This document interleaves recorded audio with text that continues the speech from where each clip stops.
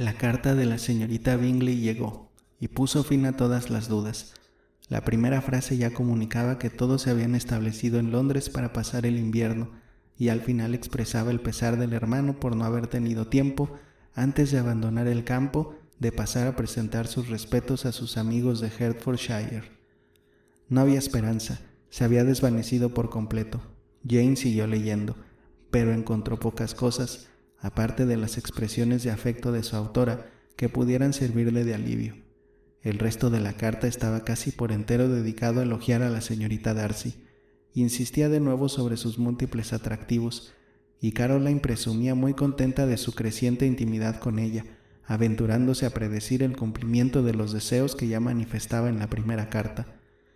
También le contaba con regocijo que su hermano era íntimo de la familia Darcy, y mencionaba con entusiasmo ciertos planes de este último relativos al nuevo mobiliario. Elizabeth, a quien Jane comunicó enseguida lo más importante de aquellas noticias, la escuchó en silencio y muy indignada. Su corazón fluctuaba entre la preocupación por su hermana y el odio a todos los demás. No daba crédito a la afirmación de Caroline de que su hermano estaba interesado por la señorita Darcy.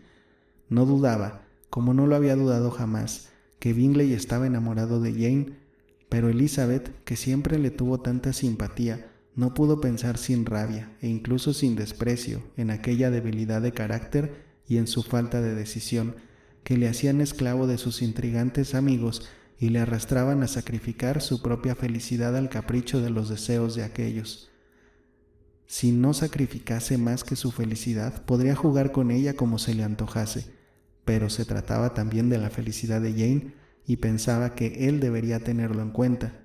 En fin, era una de esas cosas con las que es inútil romperse la cabeza.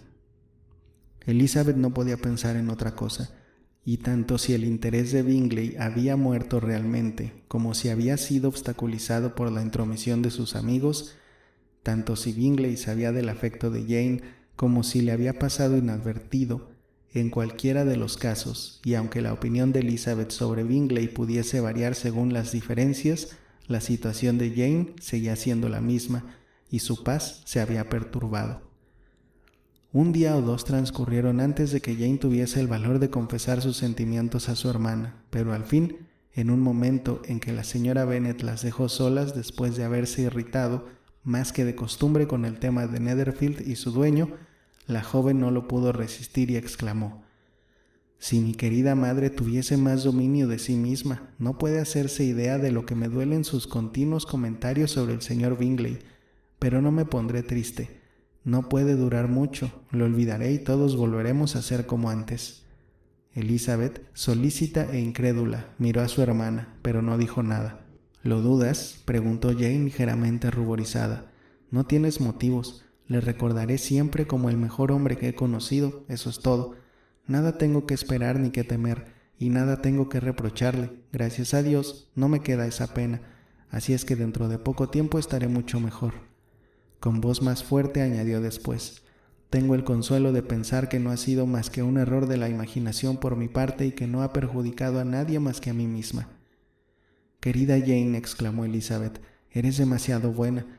Tu dulzura y tu desinterés son verdaderamente angelicales. No sé qué decirte, me siento como si nunca te hubiese hecho justicia o como si no te hubiese querido todo lo que mereces». Jane negó vehementemente que tuviese algún mérito extraordinario y rechazó los elogios de su hermana, que eran solo producto de su gran afecto. «No», dijo Elizabeth, «eso no está bien. Todo el mundo te parece respetable y te ofendes si yo hablo mal de alguien. Tú eres la única a quien encuentro perfecta y tampoco quieres que te lo diga. No temas que me exceda apropiadamente de tu privilegio de bondad universal. No hay peligro. A poca gente quiero de verdad, y de muy pocos tengo buen concepto. Cuanto más conozco el mundo, más me desagrada, y el tiempo me confirma mi creencia en la inconsistencia del carácter humano, y en lo poco que se puede uno fiar de las apariencias de bondad o inteligencia. Últimamente he tenido dos ejemplos, uno que no quiero mencionar y el otro, la boda de Charlotte. Es increíble, lo mires como lo mires, es increíble». «Querida Lizzie, no debes tener esos sentimientos, acabarán con tu felicidad. No tienes en consideración las diferentes situaciones y la forma de ser de las personas.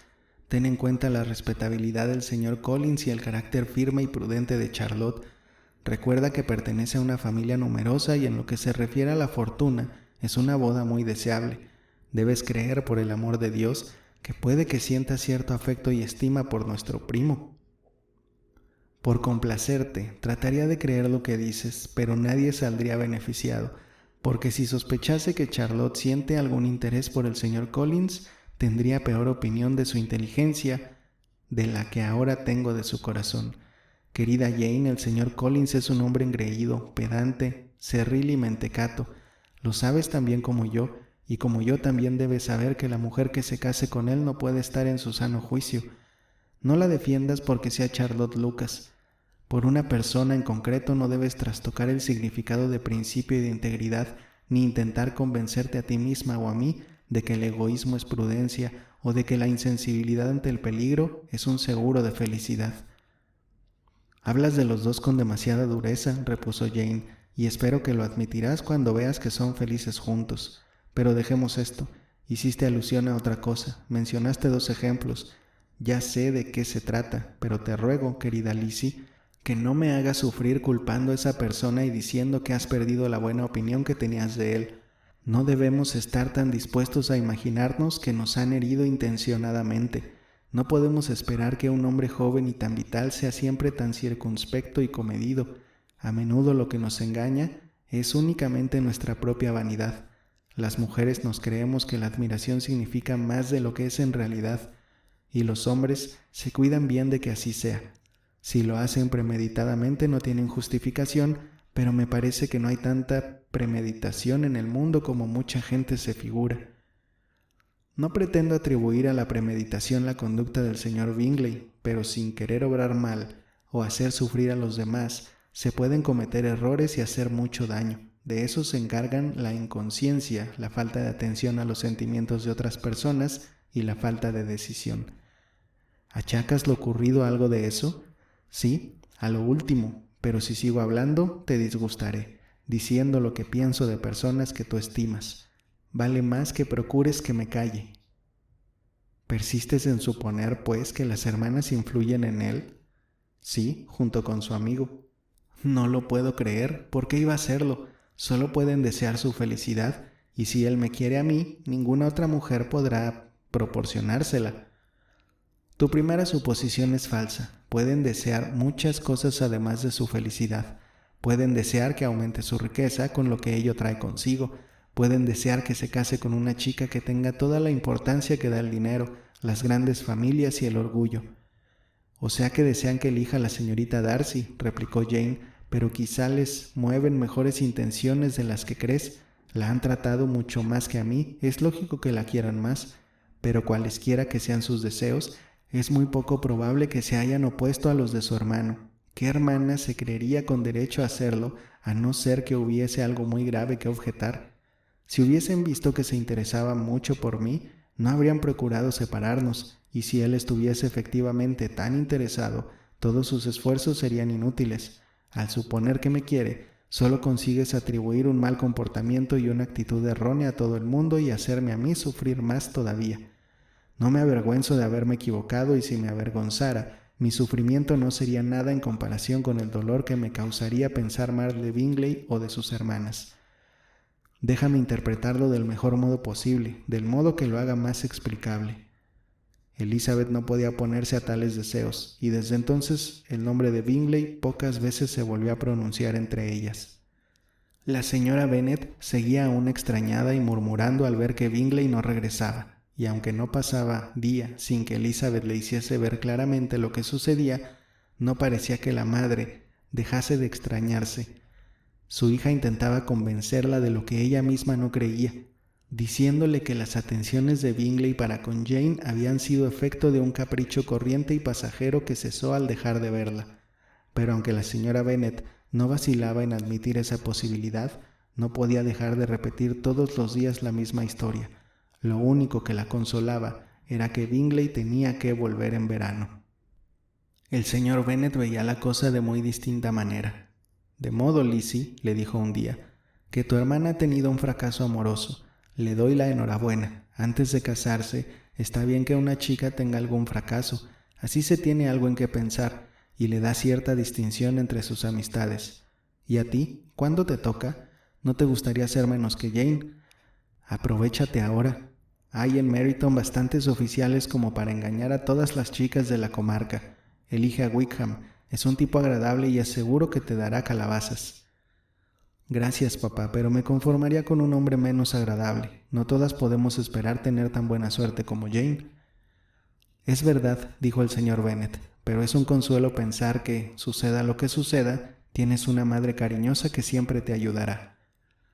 La compañía de Wickham era de gran utilidad para disipar la tristeza que los últimos y desdichados sucesos habían producido a varios miembros de la familia de Longbourn.